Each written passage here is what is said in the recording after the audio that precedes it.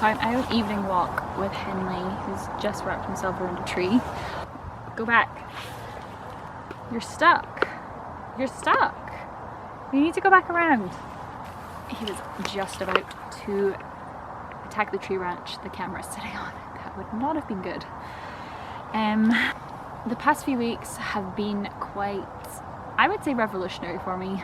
I thought I had done all my spiritual inner work. Yeah, like just working on myself and healing. I thought I had done all that, and then lockdown particularly, but especially the past few weeks, I've kind of realized that I haven't done it all, which is quite nice in a way because it's really nice reflecting and doing a lot of inner work. But yeah, I've taken a lot of time to like look inward and realize my feelings behind things and realize why I think, feel and do certain things. And one of my main things is remembering that people's actions reflect themselves. They have nothing to do with me, which is a huge thing for me. And yes, it's been really good checking myself in those moments where I would usually react to somebody else's energy. It's been nice remembering that I can react how I want to react, and I can choose how I move through the world and how I feel and how I interact with the world, and that I don't have to let somebody else's energy or attitude or bad mood or nasty word affect me. Obviously it's not that easy, and it is hard. It is a hard thing to try and do, but it's quite nice to remember that I have control over myself and my emotions and my reactivity. Being able to see the positive and the beauty in situations is really nice. It's something that I'm not very good at, but I try to work on it, and the past few weeks I feel like I've just been able to be good at it. I was walking Henley the other day and it was raining and not very nice, and obviously walking a dog in the rain is kind of miserable sometimes, but I was like, what is the nice, what is the positive? There's got to be something good about this situation.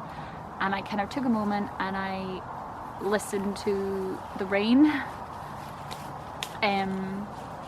like hitting the trees, hitting the leaves, and then listening to the leaves rustle because it was a bit windy, and that was really pleasant. So I managed to take that out of that situation, and I'm just feeling really grateful to be alive at the moment, which sounds, I guess, a bit,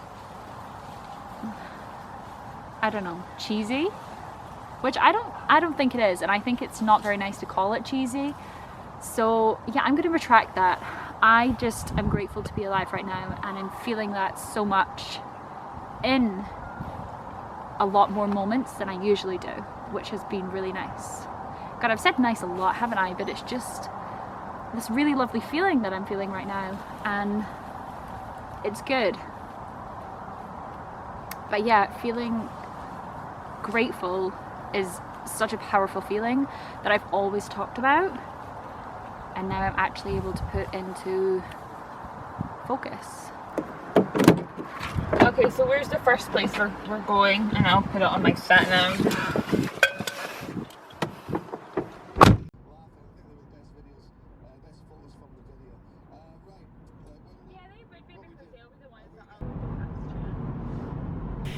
I definitely feel like I've been given a second chance. When I moved home last year, one of the main things I really wanted to do was explore more of Scotland. I really felt like I hadn't utilised or explored or taken advantage of the fact of the beautiful country that I lived in and all the different amazing, stunning places there were to visit and see. So kind of spur of the moment, kind of not really, because we wanted to go a camping trip in April. We decided to just, me and my sister decided to just go away for the weekend. We went up north and visited many, many waterfalls, lots of different bodies of water that were just so beautiful. Kind of mesmerised by water. Whenever I go to the beach or go on holiday, I just want to be in the ocean forever, just swimming. So that's definitely something I've missed this year. Also something I haven't, because I feel like the couple of times that I have gone swimming this summer, I've appreciated a lot more. I swam in water in a different way and viewed water in a different way, which sounds really strange. But I was very much, you can only swim in the ocean, you can only swim in a swimming pool. And I kind of took off these limitations on myself, which I will talk about much further in another video.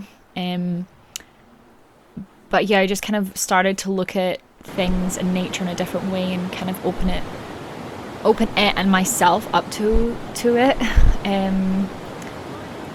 I saw lochs or lakes as places that I could go swimming, or rivers. And one of the places that was definitely on our list on this trip was the Isle of Skye. I wanted to go to the fairy pools. We had visited years ago and I couldn't go swimming that day, and I was very sad about it because it was one of the main reasons we had went up to Skye. And yeah, that was one of the main things of this trip, is I wanted to go to the fairy pools and I wanted to go swimming.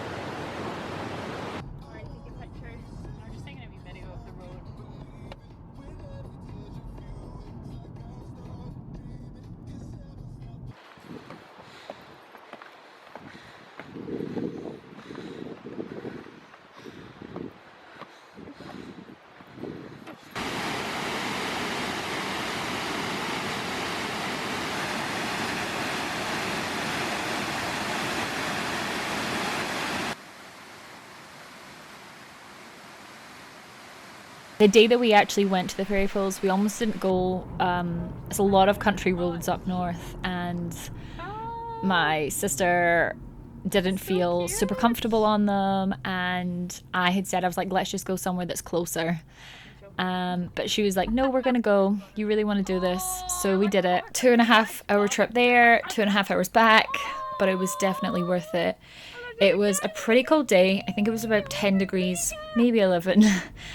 And it was cloudy at some parts, rainy at some parts, and then clear skied and sunny at some parts. But when we actually got to the walk to the fairy pools, it was pretty cloudy. I didn't show any of the footage, but it very intimately got super grey and rainy very fast and very frequently. But it was such a beautiful walk.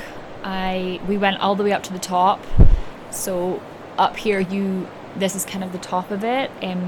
The further you go, you're going sort of into the mountainside, which I was so happy about, because we didn't go very far up last time. And on our way back down, I just stopped at every pool of water because everything was just so breathtaking.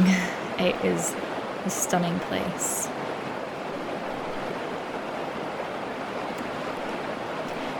The water was so cold, and I was actually so shocked that I did it in the first place, and so shocked how many times that I jumped back in.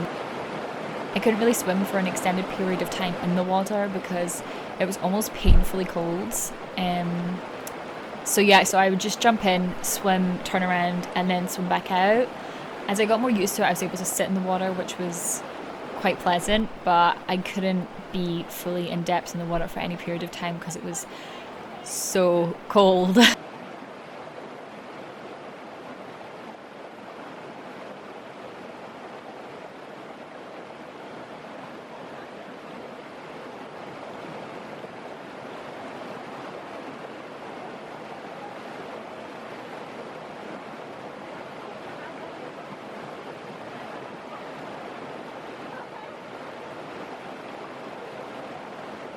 yeah, I was trying to convince my sister for ages to go in, and she wouldn't. And I was kind of really scared that she wasn't going to go in at all. And I just knew how great a feeling it was. I felt like my whole body felt awakened and revitalized. So I decided to give her a helping hand. um, she was so shocked. It was so funny. I thought she had lost her phone at one point, and she was just sort of panicked. But she was really happy she had at least went in as well. She was so cold. Definitely didn't go back in again, but I was really happy both of us had did it because it was such an incredible experience. Wasn't really sure about cold water swimming, like super cold water, but I don't know, there's something to be said about it. It was so refreshing. My whole body was tingly on the walk down, like in a really good way. Yeah, my body felt amazing. It was definitely worth bracing the cold for.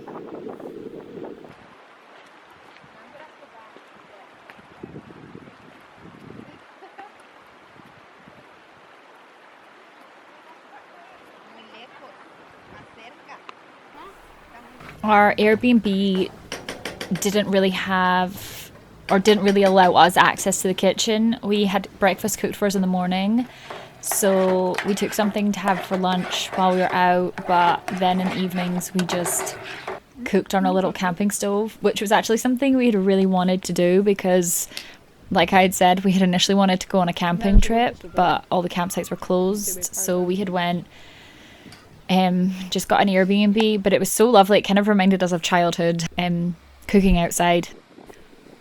We stopped at Brewer Falls on the way back home. I didn't really film much of it because it was really pretty, but it was also really hard to look at. It was sort of like cut right into the ground. It was really low, so you almost walked above it on either side, and it was really cut low into the ground, so it was quite hard. It was quite like a steep drop to try and see anything, but it was a really nice walk. It was really beautiful, and it was a perfect way to sort of end the weekend.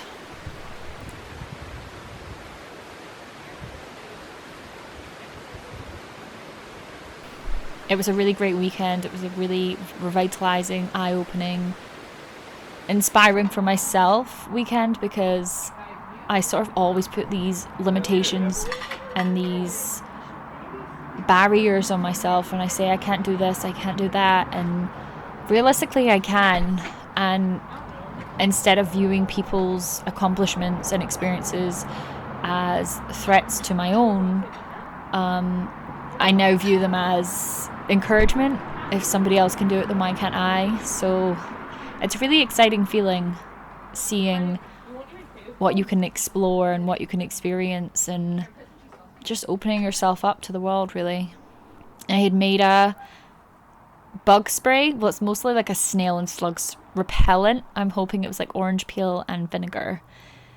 I just don't think I spray enough on my plants. Sometimes it's really hard to remember to go out every day because it rains frequently here, so it just washes it away. I do think it works, but I also found another spray idea, which is soaking nettles and then turning that into a solution.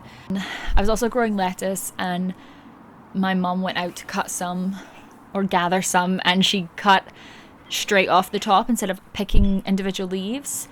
But it was really lovely to see that the lettuce just regrew straight at the top, which was quite nice.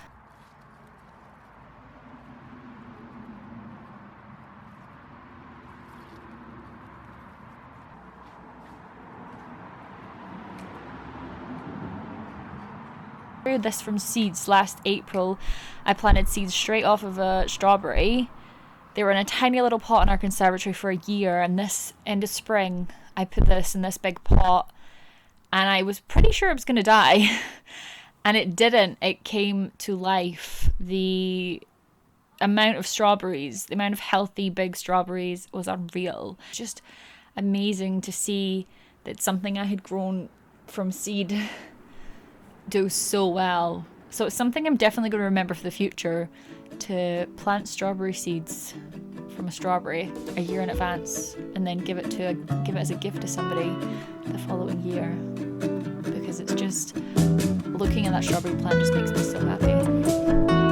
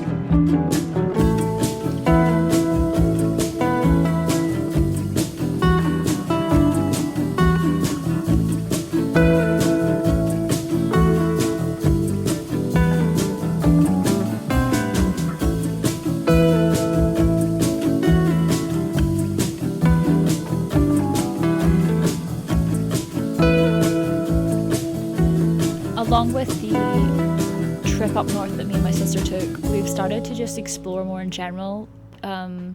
Explore a lot of what's near us, which has been a really terrific experience. This is a massive hill that you can see from across the sort of valley across from our house, and I've literally looked at it for 15 years. It looks like a huge hill. And then I don't know, I just came up on searches that I was looking for walks, and I was like, we're gonna go do this, and it was great. It was so beautiful. The walk was just breathtaking. It's pretty high up. The walk itself isn't too bad because you can drive sort of most way up the hill. But the hill just looks like a straight hill from our house, but it's really nice when you get onto it, and it's like full of valleys and dips and made up of a multitude of hills instead of just one big one.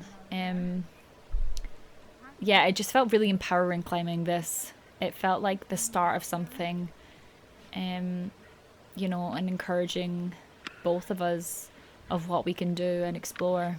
But I think it's in these small moments that we need to take encouragement and empowerment from and use them throughout our lives to keep doing things that maybe scare us or things that we thought that we wouldn't be able to do, and hold on to them in order to get us through those moments and keep us going and keep us striving, keep us challenging ourselves to accomplish the things that make us nervous or we don't think we can do but are really the most worthwhile.